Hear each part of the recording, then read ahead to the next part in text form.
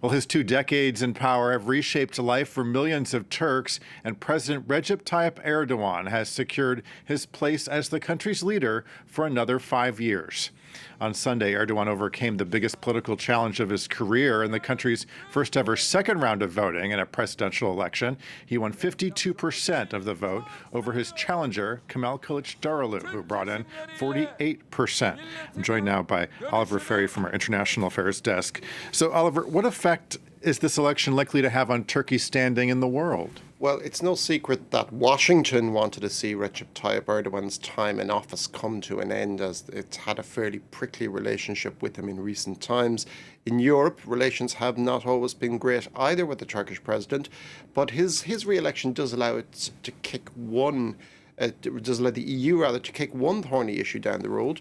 This is Turkey's accession to the European Union, as an article in Politico, which was actually published before the first round of the election, said Erdogan's lurch towards authoritarianism over the past decade meant that the EU did not actually have to worry that much about Turkey's application, which, remember, has been going on since the 1960s.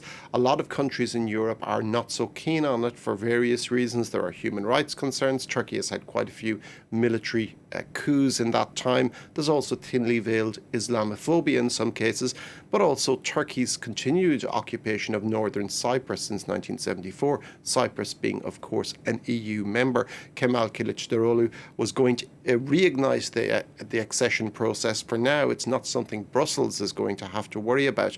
There's also the matter of the war in Ukraine. Will Turkey finally impose sanctions on Russia? Erdogan probably feels there's not much of a rush to. Will he lift Turkey's veto on Sweden joining NATO? He'll certainly be asked to do so at the NATO summit in Vilnius in July. But Turkey has vowed to block Sweden's accession because of an activist burning a Quran outside its Stockholm embassy in January. But Turkey is also demanding that Sweden extradite 140 Kurds resident in Sweden. Ankara says that they are members of the terrorist PKK, but it is, of course, the Swedish courts and not the government that has the power to do this. So expect this to be a stumbling block for some time to come.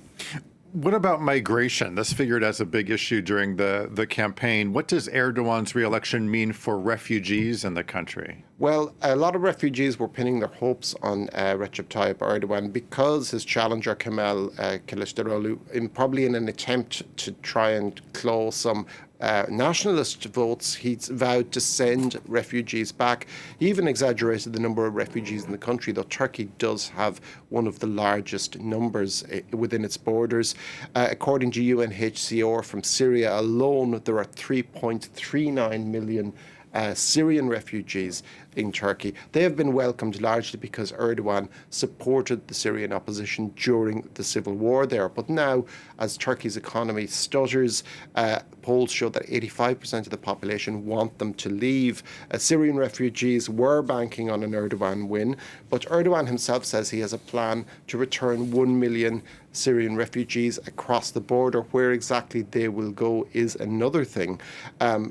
Turkey has also made some overtures to Syria in recent months, perhaps at the instigation of their mutual friend Vladimir Putin. Bashar al-Assad himself said on a visit to Moscow that he would only consider meeting Recep Tayyip Erdogan if Turkey withdrew its troops from northern Syria, where they're facing off against Kurdish separatists. The Arab League has welcomed Assad back in. Turkey might feel that it's now the time to do so too.